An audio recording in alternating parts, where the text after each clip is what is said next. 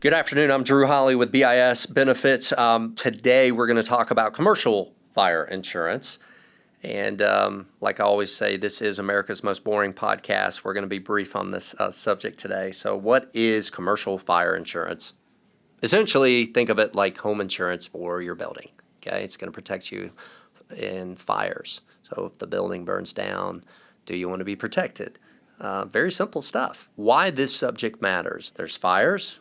What about smoke? Does your policy cover smoke damage? And what extensive does it cover? In the world of insurance, whether it's actual cash value or replacement cost, they matter huge in the event of a claim.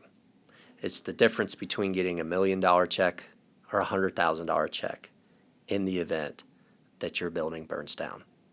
So it's not a priority today. If you have this policy, if you wrote it 5 years ago, if you wrote it 3 years ago, I can tell you it will be a priority in the worst case scenario. Have a broker that reviews the policy, does a very simple Control F, runs it through AI and says, what are the things that are covered or not, and what are the gotchas? You owe it to yourself to understand that. If you're not properly protected, it could be hugely detrimental to your business. So just saying, oh, I have insurance for the building, that's not quite good enough. You need to understand the details.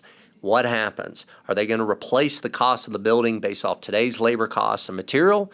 Or are they going to replace it based off when you bought the building 10 years ago? I didn't know they could do that. Yep, they can. The carriers can do that. And that's why hiring a good professional broker, not just your buddy, not just your next door neighbor, not just your second cousin at Thanksgiving. You need to hire professionals. This is a big deal. So when we're talking about commercial insurance, we're talking about commercial fire insurance, you need to understand what the gotchas, what is covered, what is not.